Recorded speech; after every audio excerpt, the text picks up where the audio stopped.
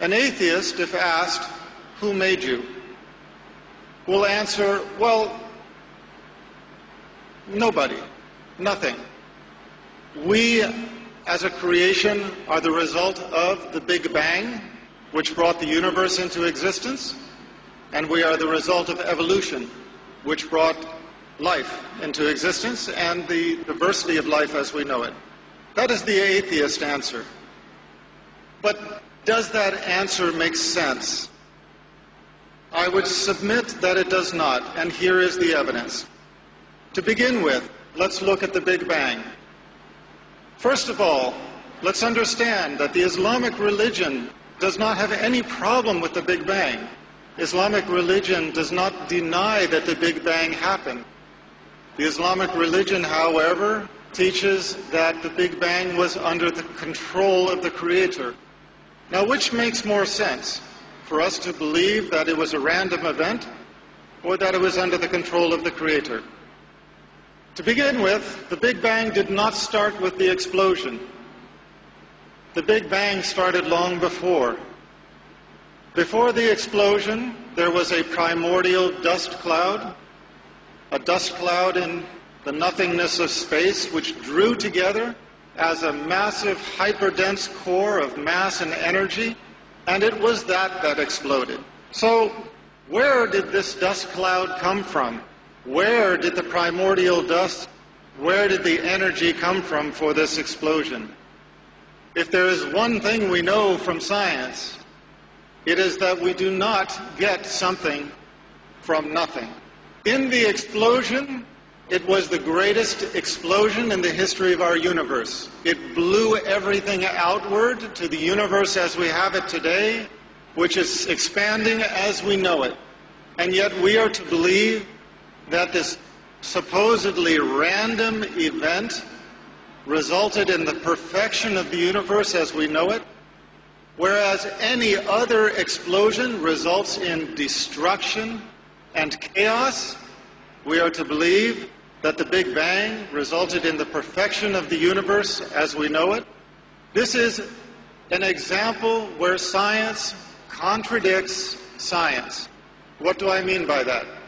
If you are going to explain the universe on the basis of science, you cannot have science contradicting the science that explains the existence of the universe.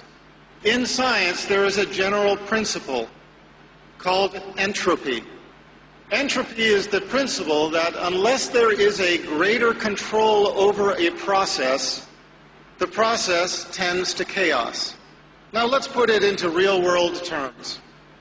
It does not matter whether you are talking about your child's bedroom, the kitchen sink, your workplace, or a complex chemical reaction. If it is not under control, it generates into chaos. If your child does not clean up his room, if somebody does not control the dishes in the sink, if somebody does not control the chemical reaction, the result is going to be random and chaos. But we are to believe that the massive explosion of the Big Bang resulted in perfection and not chaos. This is an example where science contradicts science. In the same way, when the atheists explain our existence as living beings, they use the example of evolution, natural selection. First, there was a single-cell organism. From the single-cell organism evolved all of life as we know it. But you know, if there's one thing that we know from our lives, it is that if you look at something, you know where it came from. If you look at a painting, you know that there was a painter. If you look at a sculpture, you know that there was a sculptor. If you look at a building, you know that there was an architect and a construction company. And yet we are to look at creation and think that there is not a creator. This is the proposal. The proposal of the atheist is that we evolved by natural selection with the absence of a creator. But I have a question for those who put forward this theory. Natural selection can explain a lot of things. It can explain the diversity of species. It can explain the fossil record. It can explain where the dinosaurs came from and where they went to. But how can you explain where the soul came from? If you believe in the existence of a human soul, how can you explain this as having evolved?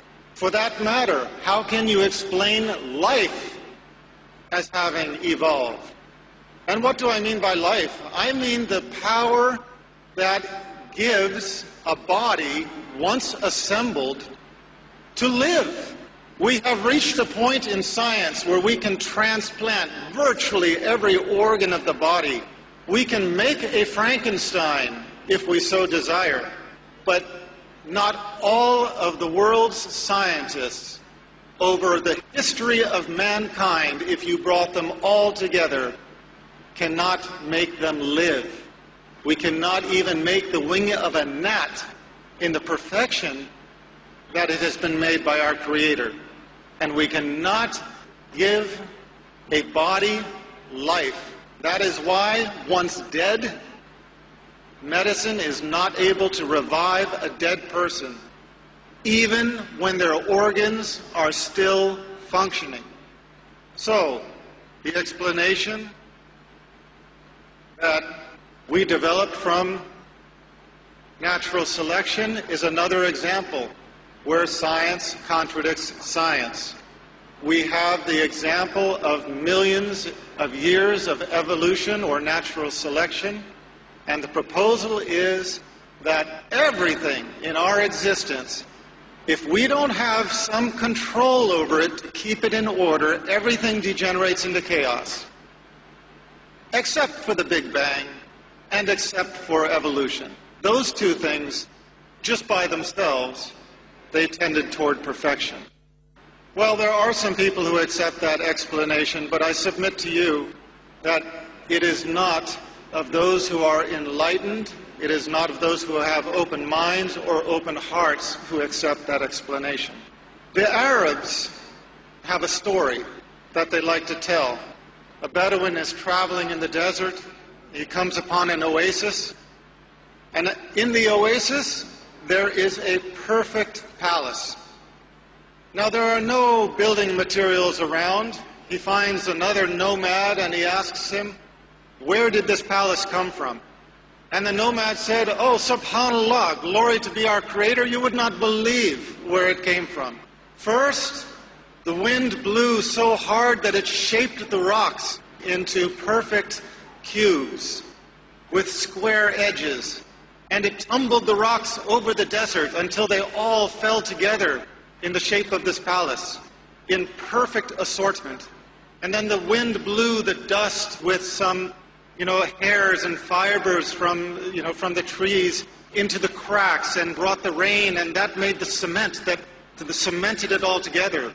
And then lightning strikes blasted the sand into sheets of glass and blew the sheets of glass into the windows. And then the elements took wood from the far corners of the earth and shaped it with the wind and the different force of the elements into furniture and into window trim and doors. And tornadoes and hurricanes carry it here and drop the doors into the door places, drop the windows and made the window frames, tumbled the furniture into the rooms. These strong winds took the fibers out of the backs of our sheep, wove them together into tapestries and carpets, and coated the floors with it. And all of this happened just in this one place on earth to make this perfect palace. When we begin thinking about it, we cannot help but roll our eyes and realize, come on, this guy is crazy. This is impossible. And yet what we are told to believe is that the Big Bang and natural selection, through the two most climactic events in the history of creation, accomplished something even greater than this.